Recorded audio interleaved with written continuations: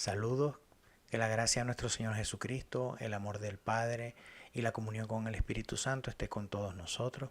Bienvenidos de nuevo a este canal de Por qué Católico, donde estoy compartiendo las razones de mi fe con todo aquel que quiera escucharlo o verlo.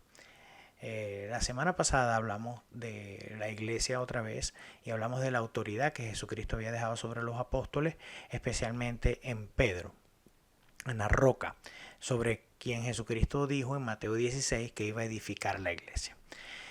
Vamos a ver ahora un poquito de cómo Jesucristo empezó a edificar esa iglesia, pero antes de eso los voy a poner un poquito en escena. O sea, vamos a ver qué es lo que sucede, cuál es el contexto de la cita que vamos a leer ahora, que es Hechos de los Apóstoles 2. Esto fue luego de Pentecostés, cuando los apóstoles recibieron el Espíritu Santo prometido por nuestro Señor Jesucristo, y Pedro salió junto con todos los demás a predicar. Y después de esa predicación, la gente quiso convertirse, quiso volver a la cara de Jesucristo, se dio cuenta de que Jesucristo es el Mesías, y Pedro los invita al bautismo. Después de esto, nos cuenta Hechos de los Apóstoles 2 del 41-47 lo siguiente: los que acogieron su palabra fueron bautizados. Aquel día se les unieron unas 3000 almas. Acudían asiduamente a la enseñanza de los apóstoles, a la comunión, a la fracción del pan y a las oraciones. Hasta aquí podemos ver, primero, que acogieron la palabra de Pedro, y segundo, que se unieron 3000 almas solamente ese día. Ya la iglesia empieza a crecer, empieza a edificarse. También dice que acudían asiduamente a la enseñanza de los apóstoles. ¿Se dan cuenta? Como Jesucristo dice, el que los escuche a ustedes me escucha a mí. Esto era lo que estaba sucediendo. Lo que Jesucristo ya había prometido se empezó a cumplir. Segundo, que había comunión, ¿verdad?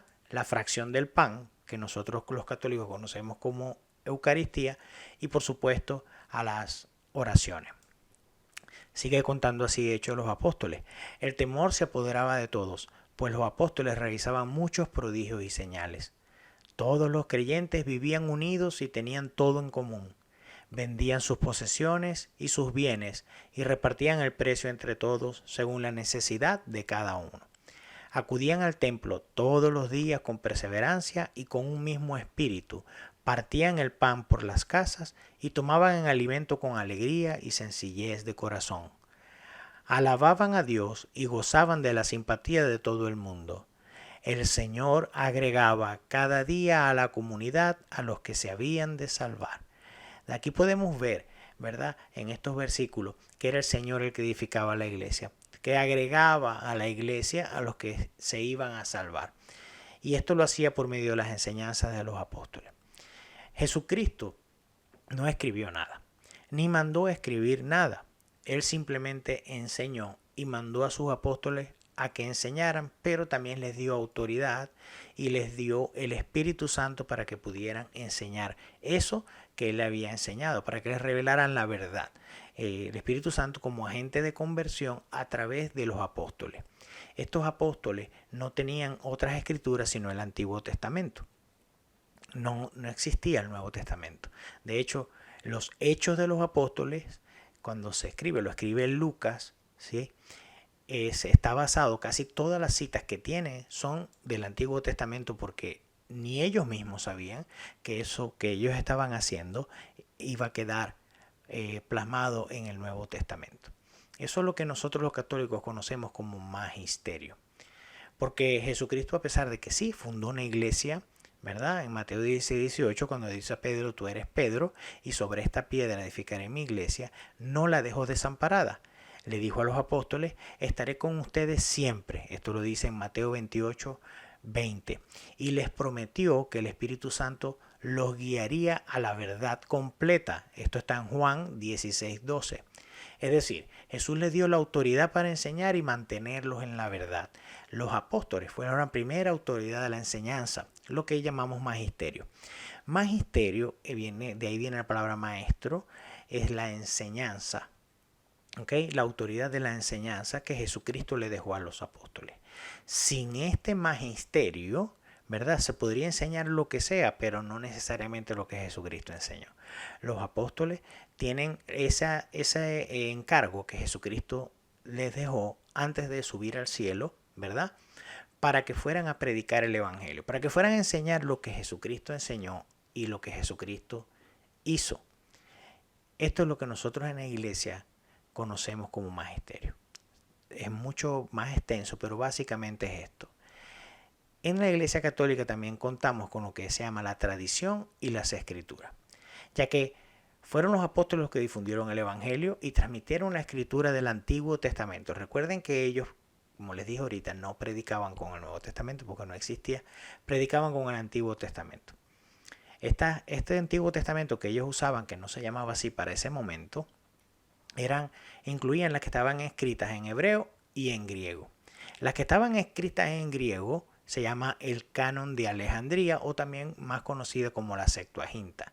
Era la traducción que se había hecho en Alejandría de los idiomas originales al griego. Cuando digo los idiomas originales, digo en qué idiomas fueron escritos originalmente esos libros que eran sagrados para los judíos, para los israelitas.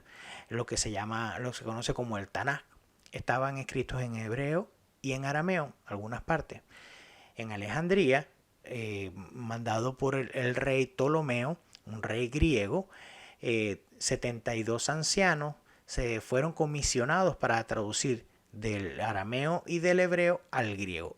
Esta traducción o este canon de Alejandría o la Septuaginta era la que usaban Jesucristo y los discípulos para predicar el Evangelio.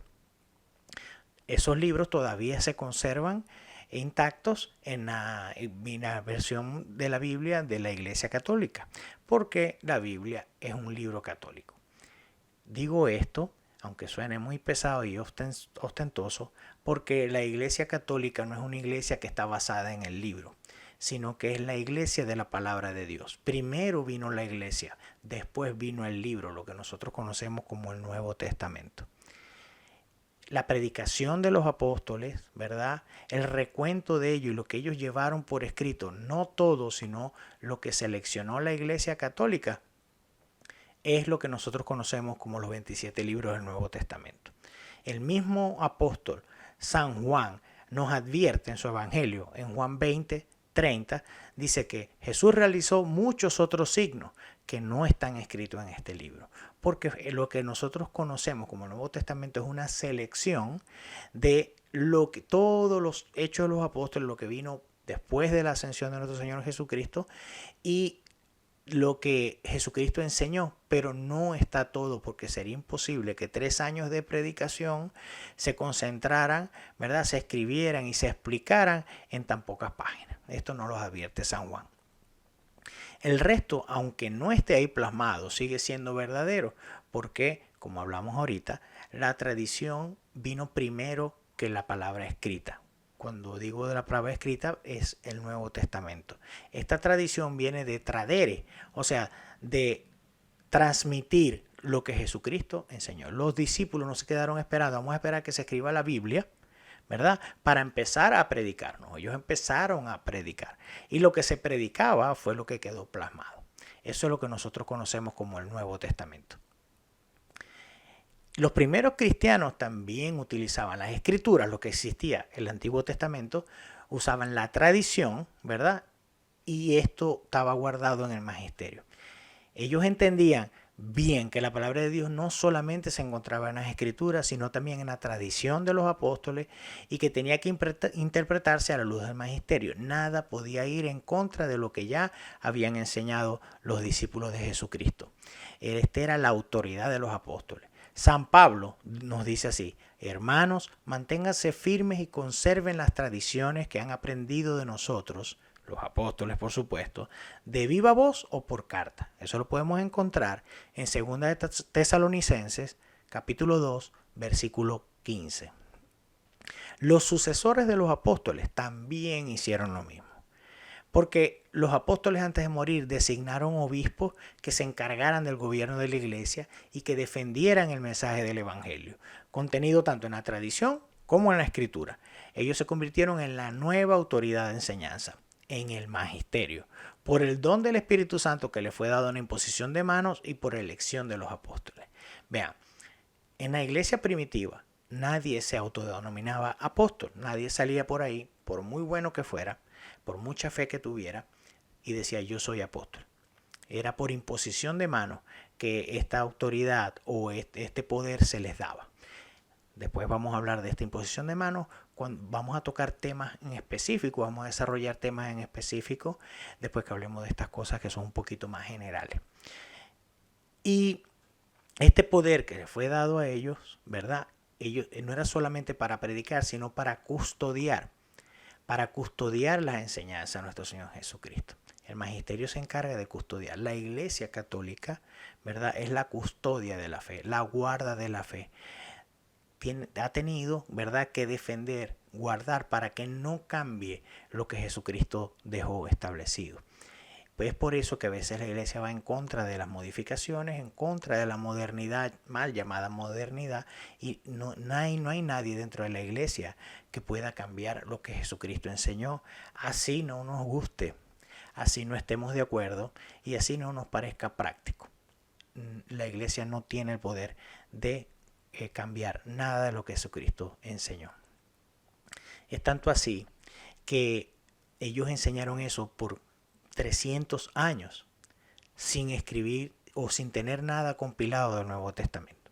No fue hasta el año 382 que la Iglesia Católica, bajo el mandato del Papa San Dámaso I y la inspiración, por supuesto, del Espíritu Santo, afirmó la lista de libros que eran inspirados por Dios.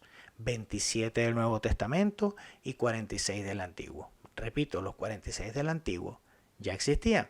La Iglesia Católica lo único que hizo fue compilar 27 libros y los declaró palabra de Dios, que es lo que nosotros conocemos como el Nuevo Testamento.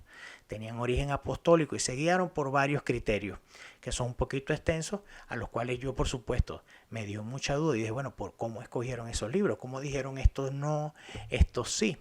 La historia del canon bíblico es bien interesante y vale la pena aprenderla y conocerla para que nosotros veamos cuál es el origen de esa Biblia que hoy tenemos en las manos.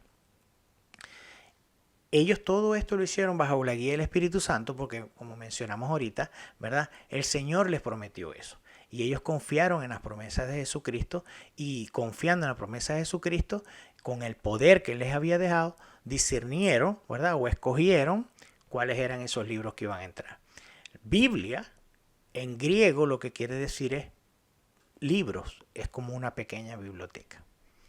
Esto es lo que nosotros tenemos en nuestras manos, pero no es lo único en lo que nosotros nos basamos, porque no tiene sentido que la Biblia, los 27 libros del Nuevo Testamento viniendo en el 382 después de Cristo, hubiese tenido que esperar la iglesia hasta este momento para empezar a predicar lo que Jesucristo le enseñó. No tiene lógica. Entonces, no, la iglesia puede estar basada únicamente en las escrituras, porque las escrituras, la Biblia, el Nuevo Testamento es un producto de la iglesia, de lo que enseñó Cristo. Es por eso, ¿verdad?, que yo cada vez estoy más seguro de cuáles son las razones de mi fe. Es por eso que yo soy católico.